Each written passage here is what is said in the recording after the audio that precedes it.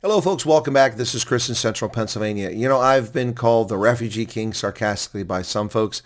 I've been attacked for objectively reporting on the U.S. refugee program for South Africans suffering from racial discrimination.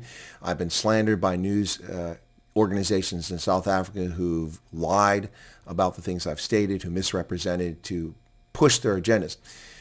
I have also been critical of my government for being opaque, and now on November 4th of 2025, they finally came out with a comprehensive update that informs people of many things they should have been told about months ago, and I'm grateful for that. However, this is a video addressed to my government, and I don't represent the South Africans who want to be in this program. I have never encouraged anyone to leave South Africa. I'm heartbroken, crestfallen that anyone would feel the need to leave South Africa, but once again, objectivity. And here's where objectivity comes into play. I have to say that the government shutdown has had very adverse effects on many South Africans who've been approved for this program to come to America. Much like President Trump's suspension of the program globally had tremendously negative impacts on people from all over the world who were scheduled to come to America under the refugee program.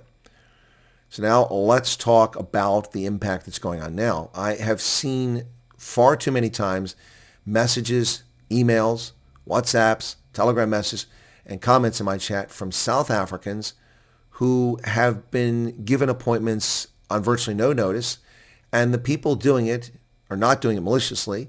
I don't think they understand, appreciate that South Africa is not Swaziland.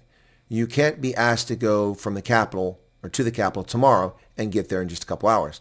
You can't be expected to take what little money you have to go to the capital because it's a short distance. No.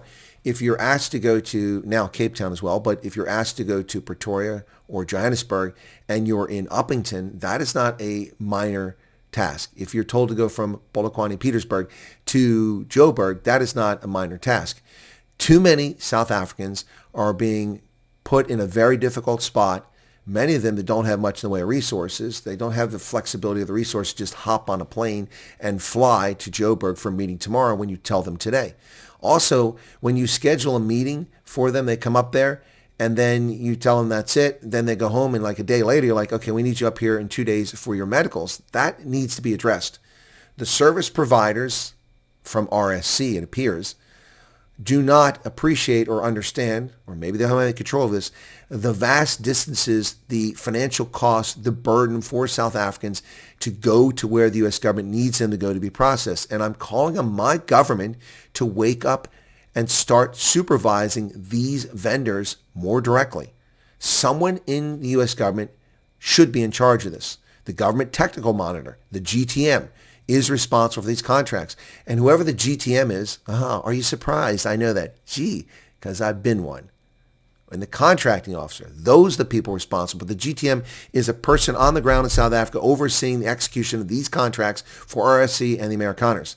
You must become more decisively engaged. You are not doing your job from an external perspective.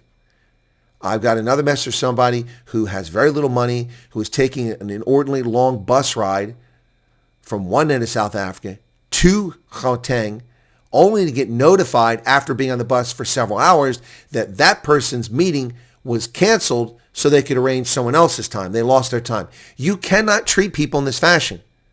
It is unfair. It is unjust. Now, these people are not entitled to anything from America and from the American government. But you've extended a hand to these folks. You have offered to interview them. You've offered to process them and consider them for resettlement in America. You must not do this to people. It's wrong. I have had to help several families now find accommodation. I've had to help a few families find food because they can't feed their family anymore. That was tied specifically to the lockdown, which is not the government's fault. It's not the government technical monitor's fault. It is not the State Department's fault. But what's happening now is your fault. You must clean up your act. This is not a good look. You are going to have people who are aspiring refugees who will not be able to make meetings and be put in a very difficult spot and maybe not ever come over when they're still in jeopardy because of this haphazard, nonsensical approach to scheduling and changing things. Understand where somebody is. Somebody needs to give a map to RSC. That's what it looks like on the outside. I'm not on the inside. Maybe that's a false impression. But from the outside, looking at what's happening far too many times, it seems quite clear that someone doesn't know geography. You can't expect someone to drive from the Eastern Cape to Joburg tomorrow morning. It doesn't work. First off, they'd have to drive throughout the night and pray that they don't break down and get raped and murdered and killed somewhere along the way. Please, my government, get your crap together. Sort this out. You finally have useful information in a format that makes sense. You've caused a panic by creating this intake questionnaire, but that's your prerogative, and I understand why you're doing it. It should have been done all along. But you must be more considerate of the situation of the people that you seek to interview for this program. And that's what I have to say on it, folks. What are your thoughts? And I'm speaking to my government directly. Honestly, folks, get it together. Do you need a government technical monitor, someone who's qualified to oversee these contracts?